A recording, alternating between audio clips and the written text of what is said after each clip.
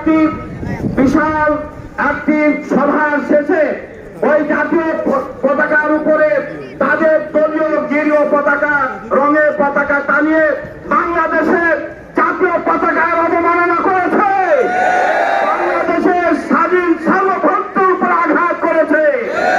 এখানে শুধু শেষ নয়, একজন হিন্দু নেতা তার অপরাধের কারণে, তার রাষ্ট্রদ্রোহীমূলক কাজের কারণে তাকে যখন অ্যারেস্ট করা হলো, তাকে যখন আদালতে নেওয়া হলো, সম্মানিত তৌহিদি জনতা, একটা বিষয় আমাদের জানতেই হবে, বুঝতেই হবে। এখন এই বাংলার মাটিতে হিন্দুত্ববাদী বন্ধুরা আছে, কি বলেন? ওই ভারতের দালালেরা আছে, কি বলেন?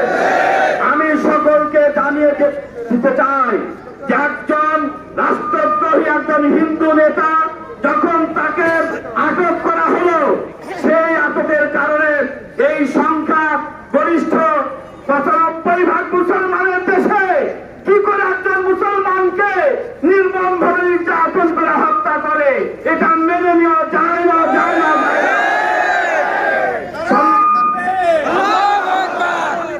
রক্ত নির্মুগ্ধ রক্ত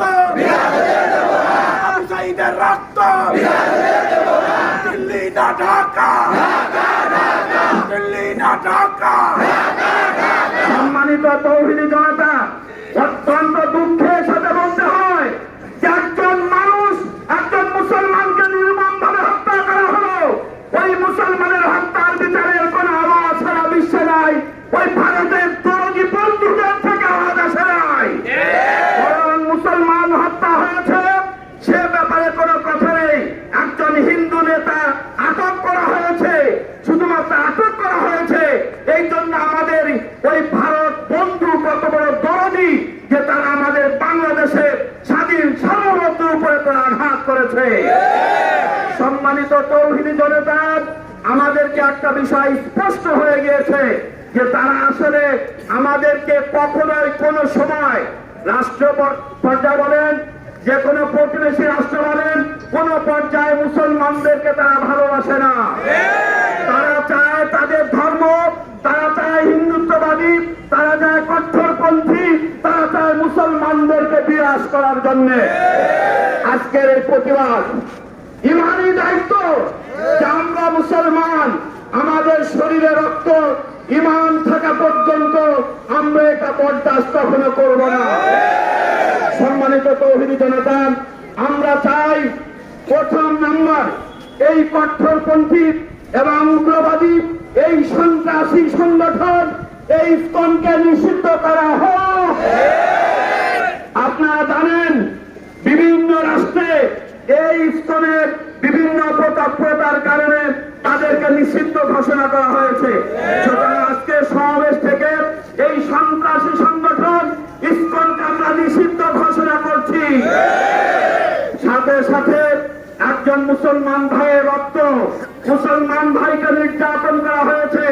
তৌহিদি জনতা, আমি বলবো আমাদের দেশে যারা হিন্দু, বৌদ্ধ, খ্রিস্টান, অন্যান্য ধর্ম যারা বাস করে, তারা প্রতিবেশী, তাদের সঙ্গে আমরা ভালো আচরণ করব, কিন্তু তারা আমাদের অন্তরঙ্গ বন্ধু হতে পারে না, পারে না, পারে না।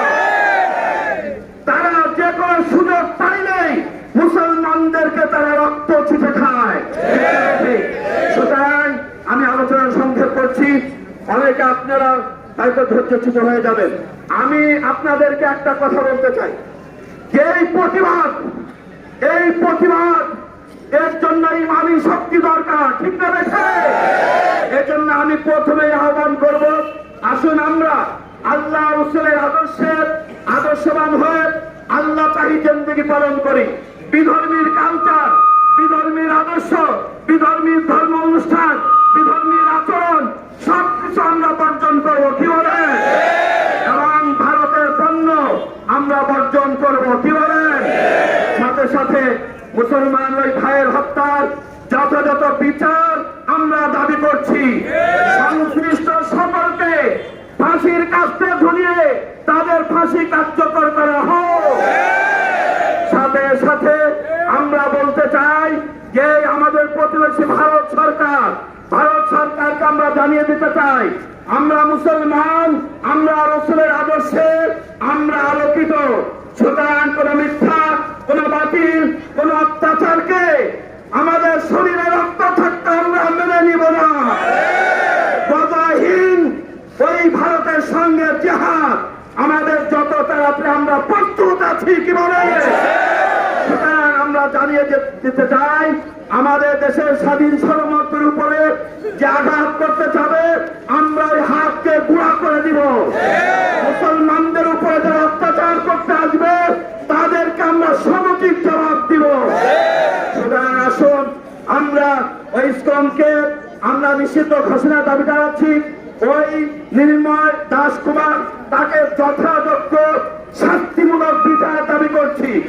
আমাদের মুসলমানের হত্যাকারী তাদেরকে ফাঁসির কাস্টে ঝুলিয়ে ফাঁসি কার্যকর করার দাবি জানাচ্ছি।